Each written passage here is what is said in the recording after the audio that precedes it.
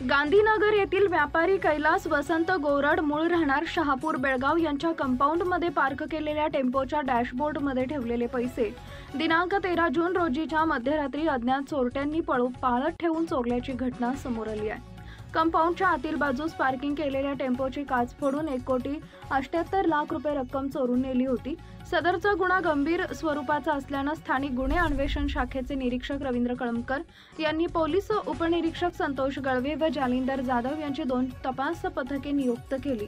तपास पथकातील पोलीस उपनिरीक्षक संतोष गळवे व पोलीस अंमलदार वैभव पाटील यांना त्यांच्या गोपनीय बातमीदारामार्फत बातमी मिळाली की सदरचा गुन्हा हा योगेश पडळकर राहणार लक्षतीर्थ वसाहत कोल्हापूर यानं व त्यांच्या साथीदारांनी मिळून केला असून ते सर्वजण हॉकी स्टेडियम कोल्हापूर इथं येणार आहेत। त्याप्रमाणे तपास पथकाने हॉकी स्टेडियम चौक इथं सापळा लावून योगेश किरण पडळकर वय वर्ष 30 राहणार लक्षतीर्थ वसाहत कोल्हापूर, स्वयं सचिन सावंत वय वर्ष 19 मूळ राहणार बुधवार पेठ कोल्हापूर, सम्राट संजय शेळके वय वर्ष 24 राहणार लक्षतीर्थ वसाहत व एक विधी संघर्षग्रस्त बालक अशा चौघांना ताब्यात घेतले। त्यांच्याकडे अधिक तपास केला असता योगेश पडळकर यांना सांगितले की गुडलक स्टेशनचे व्यापारी प्रकाश वाधवाणी यांचे स्वरूप शेळके हा कामास होता।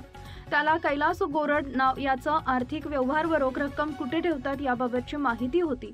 तो आम्हास पैशाबाबतची सर्व माहिती देत होता। त्याच्याच माहितीने योगेश पडळकर, स्वरूप शेळके, स्वयं सावंत, गोट्या, विधी संघर्षग्रस्त बालक सम्राट शेळके या 5 जणांनी गेले 1 महिन्यापासून राजेंद्र नगर घरी एकत्र येऊन गुडलक स्टेशनरीच्या कंपाऊंडमध्ये चोरी करण्याचा प्लॅन तयार केला।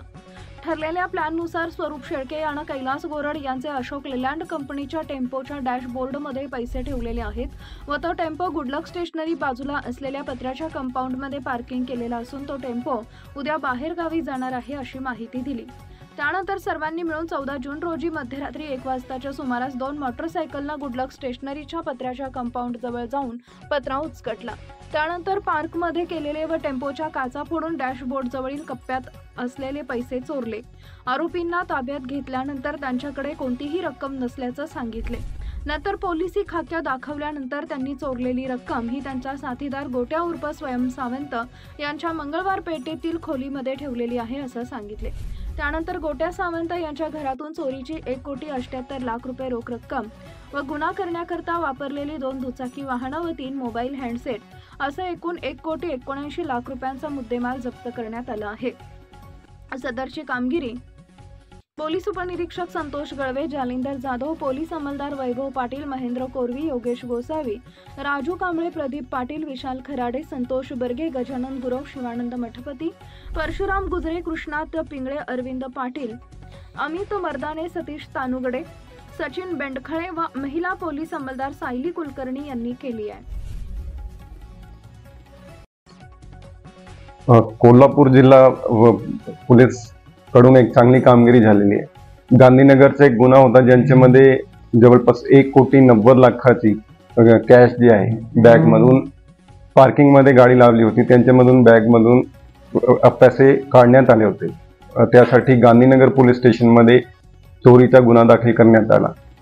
LCB कोल्हापूरची टीम, लोकल पोलीसची टीम त्यांचा पूर्णपणे तपास करून पाठपुरावा करून एक चांगली रिकव्हरी आतापर्यंत 1,78,00,000ची कॅश रिकव्हर झालेली आहे आणि त्यांच्या सोबत 5 आरोपी ज्यांच्यामध्ये एक मायनर आहे आणि 4 मेजर आहे ते ताब्यामध्ये घेण्यात आलेले आहे। सोबत 2 गाडी आणि 3 मोबाईल सुद्धा जप्ती करण्यात आलेले आहे। पुढची पण कारवाई चालू आहे। पुढचं जे शिल्लकची रक्कम आहे 10-12 लाखाची त्यांचा पण पाठपुरावा चालू आहे। तर गुन्ह्यामध्ये 90% वरची रिकव्हरी झालेली आहे आणि सगळे आरोपी LCBची टीमने, लोकल पोलीस स्टेशनची टीमने दिवस रात्री एक करून सगळ्यांनी चांगली कामगिरी केलेली आहे। तर असा एक जनरल पब्लिकला पण आव्हान राहील की काही असेल कोणाला काही रिपोर्ट करायचं तर नक्की आम्हाला संपर्क करा, आम्ही पुढची कारवाई करणार आहोत। तर मोडच कशी होती? त्यापैकी एक आरोपी जे आहे ते फिर्यादीकडे कामाला होते, त्यांना सगळं माहीत होतं म्हणजे कुठून कॅश येतात, कसं येतात, तर त्यांनी त्यांच्या मित्रासोबत करून ते 2-3 महिन्यापासून ते प्लॅनिंग करून ते काम केलेलं आहे।